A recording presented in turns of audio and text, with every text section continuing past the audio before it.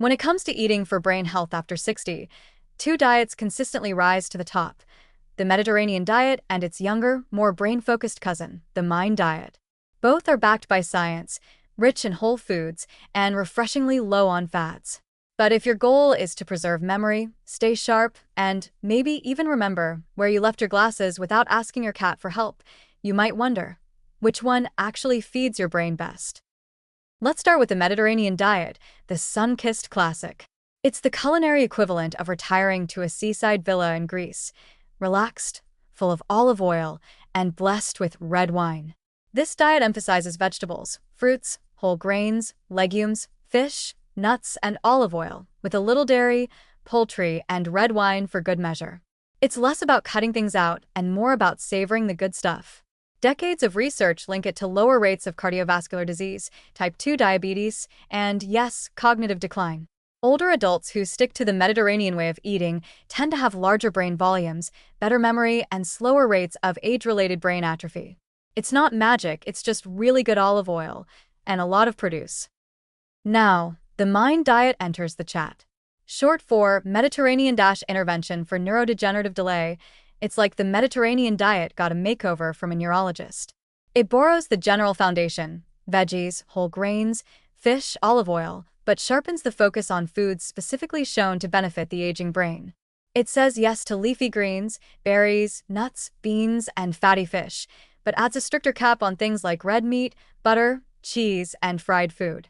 Berries, in particular, are the Mind diet's crown jewel, because their anthocyanins have been linked to improved memory and reduced oxidative stress in the brain. If the Mediterranean diet is your chill older cousin with a wine cellar, the Mind diet is the overachieving younger sibling with a neuroscience degree and a berry smoothie in hand. So, which is better for your brain?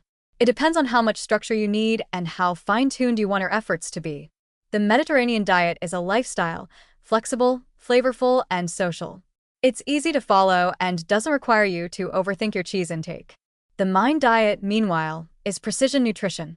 Studies show that even modest adherence to the Mind diet can lower Alzheimer's risk by up to 35%, and strict followers may cut their risk by more than 50%. It's not just about general health, it's a deliberate strategy for neuroprotection. But real life isn't lived in clinical studies or inside a food tracking app. What matters most is which of these diets you can sustain without rage quitting during a moment of weakness in front of a charcuterie board. Fortunately, there's plenty of overlap. Both tell you to eat more plants, more fish, more healthy fats, and fewer processed snacks. Both tell you to go easy on sugar, sodium, and saturated fats. And neither one insists on eliminating your favorite foods entirely, just nudging you toward better choices most of the time.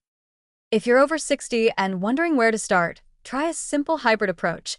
Follow the Mediterranean diet for your general meal patterns and apply the Mind diet's more specific brain-boosting hacks where you can. That means aiming for at least 6 servings of leafy greens per week. That's a salad a day. Snacking on blueberries, using olive oil as your go-to fat, and choosing salmon or sardines twice a week.